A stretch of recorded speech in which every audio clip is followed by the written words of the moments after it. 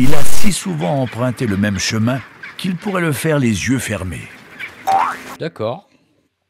Mais non, j'ai beau avoir dessiné toute ma vie. Je connais un peu le chemin. Mais depuis que je me suis cassé la clavicule, je me sens un peu, manchot. Alors vous me direz qu'il me reste encore un bras valide, mais malheureusement, c'est pas le bon. Alors je sais qu'il y en a pour qui ça pose aucun problème, parce qu'ils sont à l'aise des deux mains. Ils sont d'ailleurs assez énervants ceux-là. Parce que moi je suis droitier. Un point c'est tout. Et c'est même une préférence si clairement affichée que j'ai développé très peu de compétences du côté gauche. Mais j'ai tout de même progressé depuis l'accident, parce que je suis contraint à me familiariser avec des gestes du quotidien. Et je risque déjà quelques gestes à gros enjeux qui réclament de la précision et une attention soutenue, et je sens que je développe déjà de belles compétences avec ma main gauche. C'est super, on sent que ça progresse. Bon, de là à dessiner comme avec la main droite, c'est même pas la peine d'y penser. Ça serait comme repartir de zéro, et entre nous, qui a envie de repartir de zéro? Non, je crois que je vais plutôt attendre 3 mois, puis normalement dans 3 mois, ça ira mieux. Et là, boum, je repense à Francis. Alors Francis, c'est un des élèves qui suit le fil d'Ariane,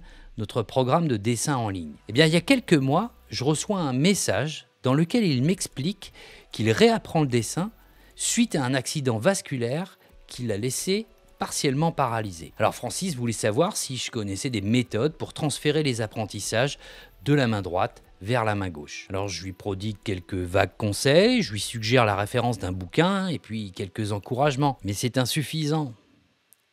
Et j'en ai bien conscience. Mais je suis pris au dépourvu parce que j'ai aucune connaissance sur le sujet. Mais surtout, je me rends compte d'une chose, c'est que j'enseigne le dessin dans un monde idéal où ce genre de choses n'arrive pas. Et pourtant, ça arrive. Alors je me dis que cette fracture de la clavicule, c'est l'occasion de me plonger moi-même dans l'expérience et d'arrêter de penser comme si tout devait bien se passer. Francis, cette vidéo, elle est pour toi. Mais les autres, ne partez pas, parce que ça vous regarde aussi. Sauf si vous ne vous sentez jamais maladroit en dessinant et que votre main répond parfaitement aux ordres que vous lui donnez. Mais en général, on sait qu'on aimerait se sentir plus en maîtrise et être plus sûr de ses gestes, quelle que soit sa latéralité. D'ailleurs, certains d'entre vous font peut-être partie de la génération gaucher contrarié auquel on a forcé la main. Alors, est-ce que vous en tirez avantage? Est-ce que vous utilisez vos deux mains ou est-ce que tout simplement ça fout le bazar? Dites-le nous en commentaire, ce que ça implique dans votre manière de dessiner. Mais c'est pas un petit problème, et il reste souvent sans réponse. Parce que quand on apprend à dessiner, on se concentre surtout sur l'aspect technique. Mais en ce qui concerne la motricité, on se débrouille un peu comme on peut. En général, cet aspect se confond dans le travail d'entraînement et de répétition. Alors c'est vrai, plus on accumule les dessins, plus on gagne en dextérité. Mais c'est long. N'y aurait-il pas un moyen d'exercer la coordination entre l'œil et la main pour acquérir ces compétences un peu plus rapidement? C'est le défi que je me lance. Je me donne une semaine pour apprendre à dessiner de la main gauche. Le but, c'est de voir si on peut obtenir des progrès significatifs en suivant un entraînement spécifique. Avant de commencer, il me faut un sujet à dessiner qui me permettra de mesurer les progrès obtenus en comparant l'avant et l'après, en toute objectivité. Mais j'ai conscience de ce qui m'attend.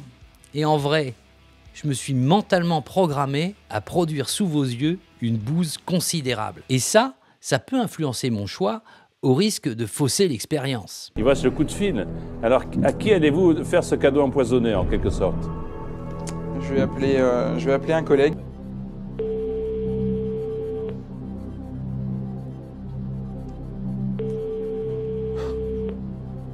Bonjour, vous êtes bien sur le téléphone de Charlotte Pelvanet. J'écoute très peu le message vocaux. Ça commence bien. Je crois que je vais lui écrire un mail.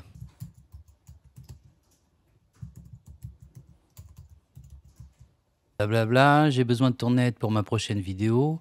Je voudrais que tu choisisses pour moi le sujet sur lequel je vais bosser.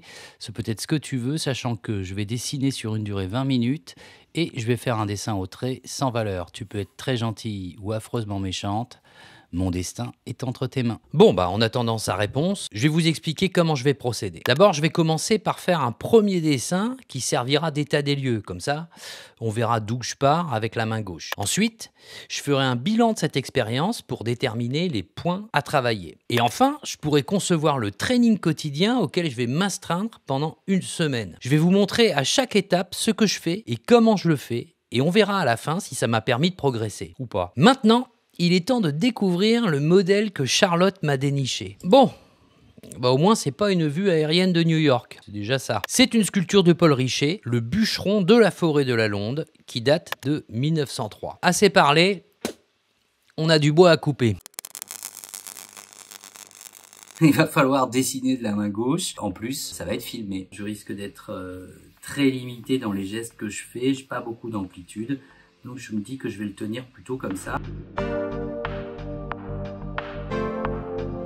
Comme ça répond pas très bien, je m'aperçois que je suis assez rapidement en train de quitter l'observation et je repasse beaucoup sur le même trait en essayant de l'avoir plus précis. Je vais peut-être commencer à explorer un peu les vides, les contreformes de cette figure pour essayer d'être un petit peu plus analytique. Alors c'est parti, je vais commencer par explorer le vide entre le buste et le bras là. J'essaye de trouver de la géométrie. Vous voyez, quand on n'est pas dans la maîtrise, la géométrie c'est quand même plus pratique pour essayer de s'en sortir. Il faut que je trouve un moyen de faire danser ce crayon sur la feuille de papier, de le faire sautiller un peu plus. Vous avez vu que je vais pas encore chercher du côté de la tête ou quoi que ce soit là. C'est surtout pas la bêtise à faire. On va être dans des petits espaces qui demanderaient un peu de dextérité. Et c'est une dextérité que j'ai pas à ma disposition. Je me retrouve à pousser mon trait au lieu de le tirer comme je le ferais de la main droite. Ouais, c'est marrant. Hein. Voilà, je disais que j'y allais pas, et qu'est-ce que je fais? J'y vais, parce que j'essaye de me rassurer, j'essaye de tenir quelque chose. Mon Dieu, quelle catastrophe. J'ai souvent un geste qui fait des allers-retours comme ça, et ça va pas mieux. Il vaut mieux chercher à aller droit dans la bonne direction, puis revenir plus tard. Je repasse souvent sur le même geste, ça finit en nœud. C'est pas très efficace. Je suis pas précis, alors écoutez, je vais essayer un truc, hein, d'accord? Je vais essayer de voir ce que ça donne si je reprends avec un peu plus de précision maintenant. C'est un peu large tout ça. Je vais pas tarder, je sens à être bloqué. Je vais commencer à repasser sur des lignes que j'ai déjà faites. Du fait du manque d'aisance, là, je me sens pas en capacité d'aller chercher de nouvelles solutions, de nouvelles explorations. Là, ça part en boucle absolument sans aucune maîtrise. J'aurais bien besoin de me rassurer à réussir un détail, vous voyez. Je repasse, ça va pas. Là, j'essaye de me rassurer dans des détails, là. Je manque d'amplitude dans le geste. Ce sont des gestes qui sont plutôt courts. J'ai du mal à saisir les choses dans leur ensemble.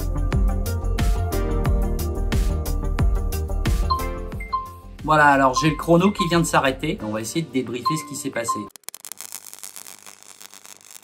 Un dessin, c'est un peu comme un avion au premier temps de l'aéronautique. On espère que ça va voler, mais on n'est pas à l'abri d'atterrir en catastrophe dans un champ de pommes de terre. Ça arrive. Mais après un crash, on analyse ce qui s'est passé pour ne pas reproduire les mêmes erreurs. C'est pour ça qu'on embarque une boîte noire. Eh bien, en dessin, c'est votre geste qui fait office de boîte noire. Parce qu'il raconte tout ce que vous avez fait et comment vous l'avez fait. Bah oui, il laisse des traces. Alors ouvrons la boîte noire et analysons les données graphiques. En regardant le dessin, on voit un geste qui fourmille et on a l'impression d'une grande activité de la main. Mais ne nous y trompons pas. Cet aspect hirsute, c'est le résultat de beaucoup d'agitation, mais de trop peu d'action. En vérité, le geste, il est étriqué et il ne permet pas de prendre des décisions. Au lieu de ça, il hésite tout le temps. Alors le dessin se construit par une accumulation de petites virgules sans grande variété, et c'est en comparant au modèle qu'on s'en aperçoit le mieux. Le tracé manque de dynamisme et ne restitue pas les différentes tensions qui animent le corps du bûcheron. À la place, on a l'impression d'un drapeau qui flotte au vent. C'est mou. Pour l'instant, la main gauche est incapable de produire ces belles lignes droites ou ces courbes amples et dynamiques qui permettraient de structurer le dessin tout en lui donnant du nerf. Ça serait super de disposer de tels gestes. Encore faudrait-il les orienter correctement. Et là, on constate que c'est un peu approximatif. L'axe d'un bras ou l'oblique d'une jambe, par exemple, ne sont pas tout à fait tracés avec le bon angle. En comparant, on voit que les angles sont plus affirmés, mais aussi plus variés sur le modèle que sur le dessin, dont la gamme se resserre autour des verticales et des horizontales. Il faudrait donc travailler une meilleure coordination œil-main pour viser juste.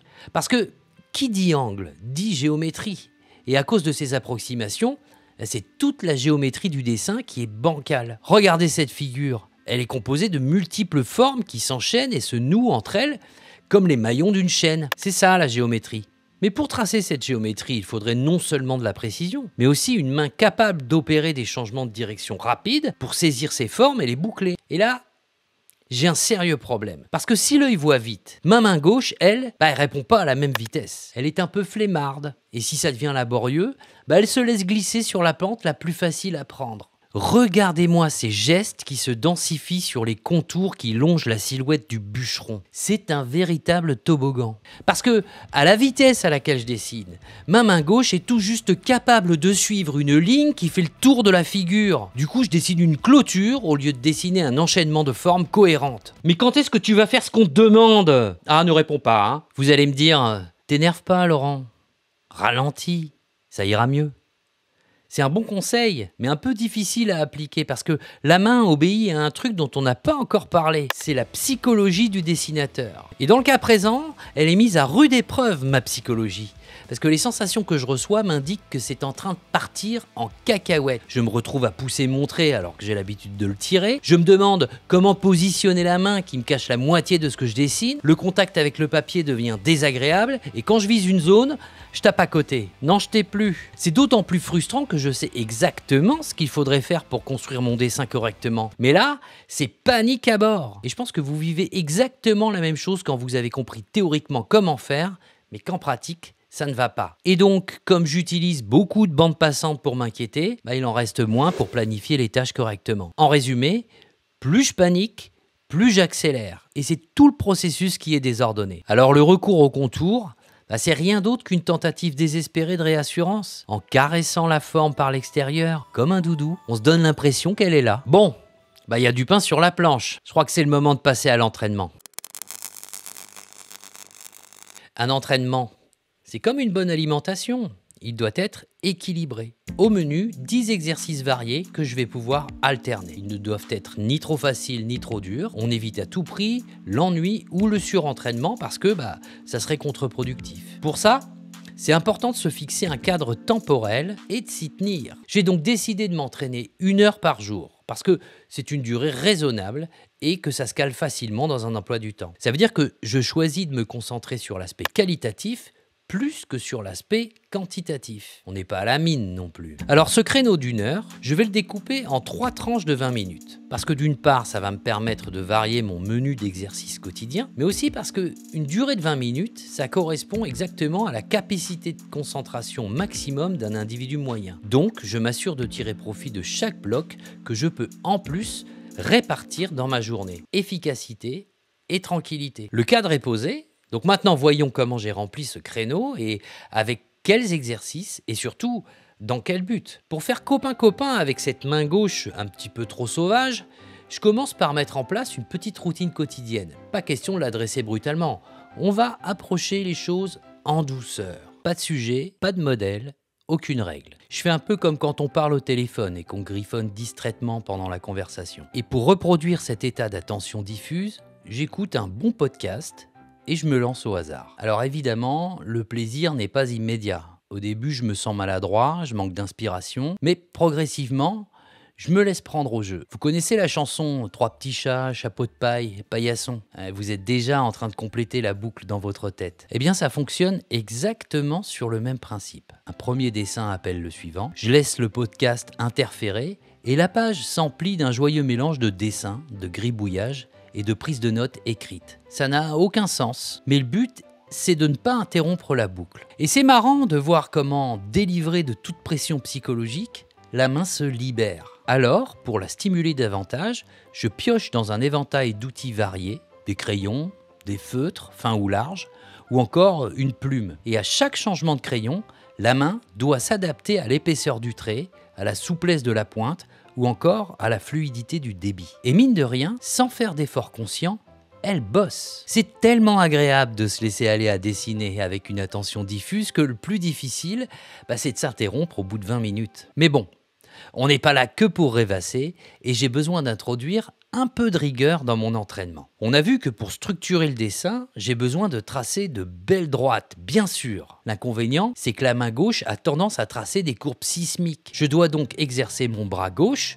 pour qu'il se comporte comme un traceur efficace et fiable. J'ai bien dit le bras, parce que c'est impossible de produire des lignes droites en travaillant du bout des doigts. Une belle trajectoire, ça part de l'épaule ou du coude. Alors je fais des gammes, je trace des lignes tendues, horizontalement, puis verticalement. Je vise un point précis et je m'élance. Un seul geste, sans regarder la pointe. Pour bien exécuter le mouvement, il faut de la rapidité car la lenteur, elle produit des sinuosités. Les courbes c'est bien, mais c'est mieux quand on fait exprès. On va y revenir, mais chaque chose en son temps. Pour l'instant, je me contente d'une gamme limitée, les horizontales, les verticales et les obliques. Petit à petit, j'alterne la direction que j'imprime à mon geste. Je dois être capable de tirer une ligne qui va de droite à gauche, ou de gauche à droite. C'est pareil dans le sens vertical. J'alterne les gestes descendants et les gestes montants. Évidemment, c'est un exercice purement mécanique qui peut rapidement devenir rébarbatif. Mais si on a un tempérament méditatif, on peut se laisser emporter par l'accumulation des lignes et se laisser aller à composer. Le risque, au bout de 20 minutes, c'est de s'endormir et de perdre la tension du geste. Alors pour me réveiller,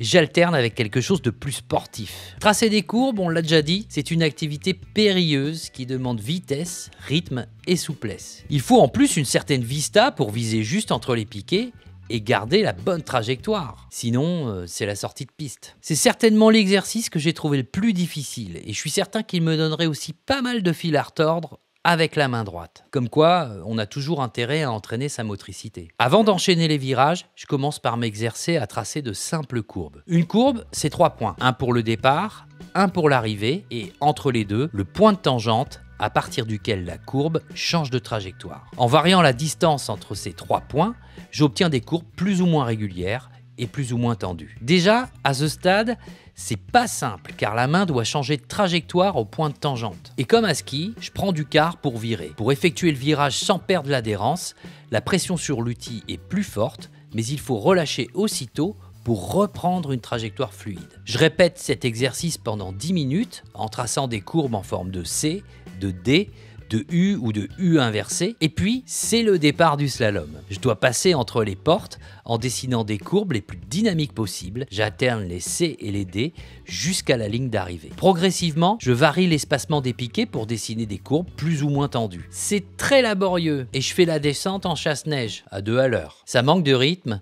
Et les courbes, elles sont moches. Alors j'essaye d'augmenter la cadence et de battre mon temps à chaque nouvelle descente. Mais je perds facilement la trajectoire. Je crois qu'il faudrait de longues heures d'entraînement avant de réaliser cet exercice parfaitement. Mais le but là, maintenant, c'est d'acquérir suffisamment de dextérité pour tracer des courbes variées et dynamiques une fois qu'on est confronté au modèle. Le modèle, venons-y justement. Parce que j'ai aussi besoin de me confronter à l'observation pour exercer la coordination œil-main. Alors, j'ai sélectionné d'autres œuvres de Paul Richet, pas le bûcheron, on se le garde pour la fin. Je dessine au feutre, donc je n'essaye pas d'avoir un dessin ni trop précis ni trop propre. Tous les repentirs vont se voir, et c'est très bien comme ça. Avec des gestes courbes et amples, je cherche à englober les formes principales qui composent le sujet. Sur cette première évaluation à la louche, je reviens progressivement pour identifier de plus petites formes, toujours grossièrement. C'est une approche en forme d'esquisse qui me permet de prendre la mesure du modèle sans entrer dans les détails descriptifs. C'est important de garder un dessin ouvert pour ne pas glisser le long de la pente du contour. L'appui sur la main est doux, elle se déplace au-dessus de la feuille et je travaille en légèreté et en souplesse. Et je dois dire que je suis agréablement surpris de ce que j'arrive à obtenir par rapport au dessin maladroit du bûcheron réalisé en 20 minutes. C'est pas moins bien construit, mais surtout c'est tellement plus vivant. Quand je retrouverai mon bûcheron, cette approche sera idéalement complétée par un travail de géométrie. Alors, je vais m'entraîner à dessiner des formes géométriques parce qu'on a vu que c'était très utile. Dans cet entraînement, je sollicite fortement la coordination entre l'œil et la main puisque je proportionne les formes en mesurant des segments. Lorsqu'elles sont basiques, je rencontre pas trop de problèmes, il suffit de se concentrer. Mais, et on s'en doute, plus la forme se complique, plus c'est difficile. Parce que, en plus de la mesure, il faut bien évaluer les angles. Et là, je suis sans arrêt en train de contorsionner mon poignet. Rien ne se fait naturellement, il faut se concentrer sur chaque geste. Mais le pire de tout, c'est quand une figure est composée de formes qui se répètent de manière régulière. À ce moment-là, le moindre décalage fiche tout en l'air. Non mais regardez-moi cette étoile. Et pourtant, Je vous assure que je me concentre comme un moine Shaolin. Finalement, c'est quand même une épreuve mentale cette histoire. Bon, là aussi, 20 minutes, ça suffit. Après ça, j'ai envie de solliciter un peu plus les sensations, en modulant la pression sur le crayon par exemple. Parce que ma main gauche, elle me rappelle le pied d'un jeune conducteur qui a du mal à doser le frein et l'accélérateur. Elle manque de subtilité. Je l'entraîne donc à se familiariser avec toute la gamme de pression, de la trace la plus forte à la trace la plus légère. Rien de tel pour faire ça que d'utiliser des dégradés de gris. D'abord, j'établis un nuancier de 3 cases. Et je remplis chaque case d'une valeur différente allant du sombre au clair. Je vérifie que je suis capable d'obtenir des valeurs significativement différentes. Une fois échauffé, je remplis d'autres rectangles en dégradant la valeur progressivement et sans rupture. Après m'être exercé à passer du sombre au clair, je passe du clair au sombre. Puis, je varie l'écart entre les deux pôles en essayant à chaque fois de tirer un dégradé régulier. Enfin, je m'exerce sur des échantillons verticaux, ce qui m'oblige à changer la direction de mon geste. Cet exercice dédié à la pression comporte un petit bonus dextérité. Non, pas celui-là. C'est plutôt que remplir des formes comme un bon élève en prenant soin de ne pas dépasser, ça entraîne aussi la précision. Du coup, je vais pouvoir associer précision et pression. Dans cet exercice, je m'entraîne à reproduire des lettres d'imprimerie en gros caractères au pinceau. Mais pourquoi s'infliger ça? Parce que ces lettres ne sont pas de simples bâtons. Elles sont faites de pleins et de déliés. Les pleins s'expriment en écrasant la pointe du pinceau et les déliés en relâchant la pression. J'associe sensibilité et géométrie car je dois essayer de reproduire la forme du caractère en même temps que son épaisseur. Mais ça se complique sérieusement dès que les lettres comportent des courbes. Ça part largement en cacahuète. Et si je ralentis, le geste se met à trembloter. La courbe doit être exécutée en un seul mouvement. Et je m'aperçois que j'ai tout intérêt à répéter mon geste à vide avant de me lancer dans une expiration pour conduire le geste sans trembler. Et c'est à ce moment-là qu'on s'aperçoit de quelque chose de très important. La main.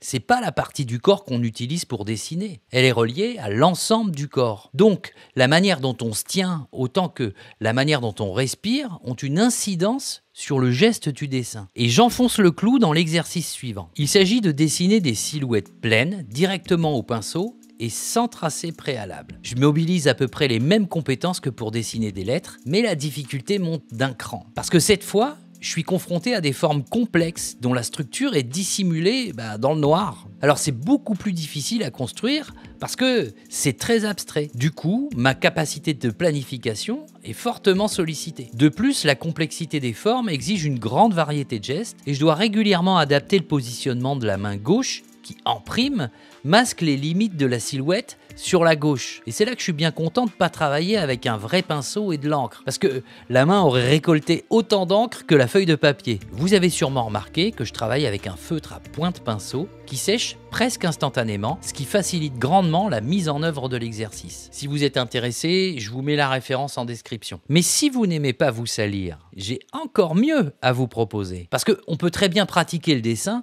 sans déposer la moindre trace sur une feuille de papier. Moi j'aime bien cet exercice parce que je peux le pratiquer n'importe où, à condition de ne pas être vu. Parce que c'est vrai qu'on a l'air un peu con. Mais bon, exceller dans son art mérite parfois quelques excentricités. J'observe un sujet, n'importe lequel, pendant environ 10 minutes. Pendant ces 10 minutes, je trace virtuellement le dessin dans l'espace avec la pointe d'un outil, comme si je décalquais. Ça soulage grandement la pression parce que le dessin reste virtuel. Néanmoins, l'attention portée au sujet est bien réelle et la main fait le travail. Et surtout, en dessinant à même le modèle, l'œil suit le parcours avec précision. Il ne peut pas se désengager si facilement. Après cette phase d'observation, je dessine le même sujet, mais cette fois-ci, de mémoire. Et c'est vraiment intéressant. D'abord, ça m'oblige à faire remonter les informations que j'ai capturées. Et comme je ne peux pas les faire revenir toutes ensemble, elles arrivent au compte-gouttes. Donc, c'est grâce à une situation de manque que j'ai accès à de nouveaux souvenirs inconscients pour compléter les informations manquantes. Et si j'ai bien pris le temps de m'imprégner,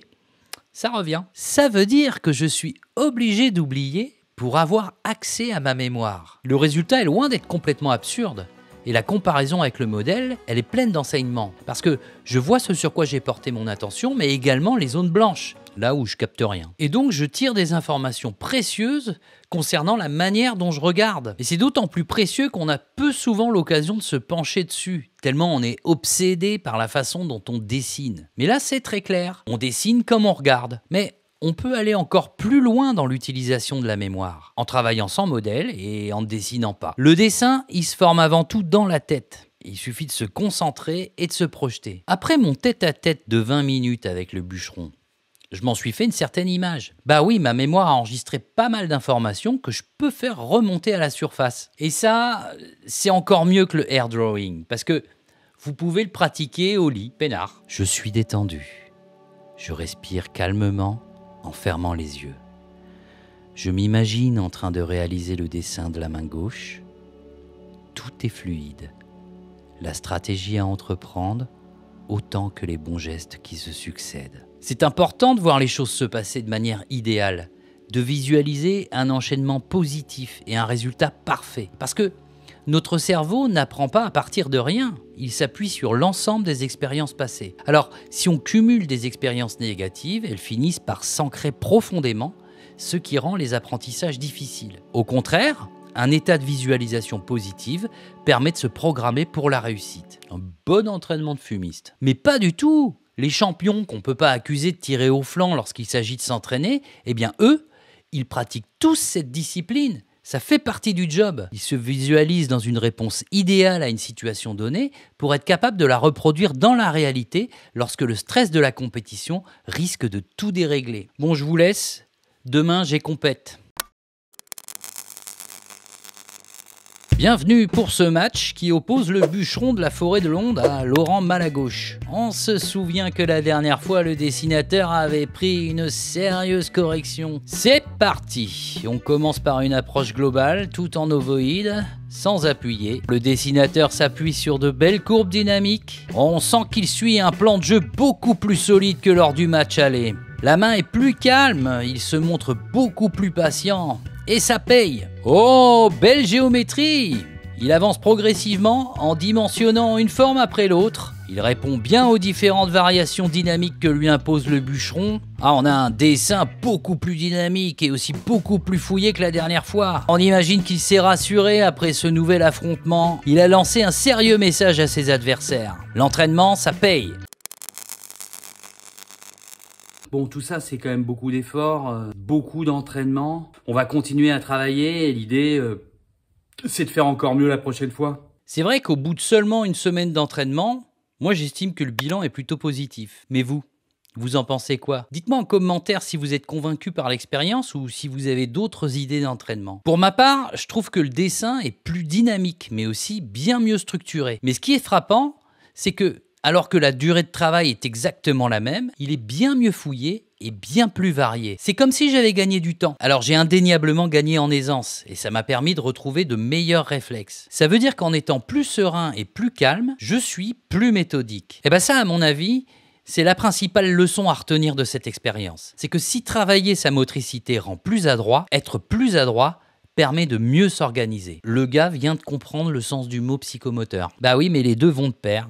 Il faut toujours les travailler ensemble. Mais je ne sous-estime pas non plus le rôle de l'analyse que j'ai menée juste après le premier essai et qui m'a certainement permis de me remettre face aux priorités. Je vous conseille de faire ce travail le plus régulièrement possible, car il y a un gouffre entre juger son dessin et analyser son contenu. La conclusion de tout ça, c'est que vous pouvez toujours progresser, quelle que soit votre situation. Alors faites comme Francis, ne renoncez pas, et entraînez-vous. Et si vous avez envie de reproduire le même entraînement, je vous ai préparé un petit récapitulatif des 10 exercices grâce auxquels je me suis moi-même entraîné, ainsi que les modèles que j'ai utilisés. Vous pouvez le télécharger à partir du lien que j'ai mis dans la description. Et un dernier petit conseil avant de vous quitter, vous pouvez regarder cette vidéo dans laquelle Charlotte achèvera de vous convaincre de la nécessité d'exercer votre geste, quelle que soit votre main de prédilection.